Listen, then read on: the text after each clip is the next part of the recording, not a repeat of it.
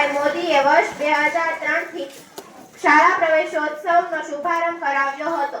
મારો વિષય કોઈ પણ દેશની પ્રગતિનો મુખ્ય આધાર તેની સારી કેળવણી છે। ભારતની સંસ્કૃતિમાં કેળવણી રૂપી શીપમાં પાકતું અનમોલ રત્ન હોય તો તે સ્ત્રી છે, પણ હીરાની પરખો જ વેરીઝ કરી શકે ને।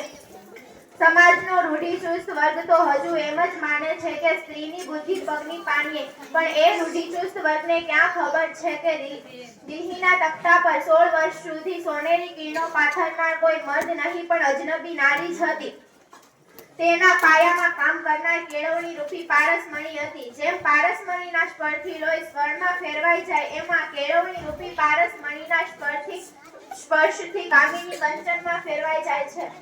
केवल स्टेटस पर ही नहीं पर जमीन पर भी पेड़ लगाए, कैसे बचेगा पर्यावरण, करे कैसे पहल, हाल हाल में बचाना होगा पृथ्वी वन और जल, तभी सुरक्षित होगा आने वाला कल।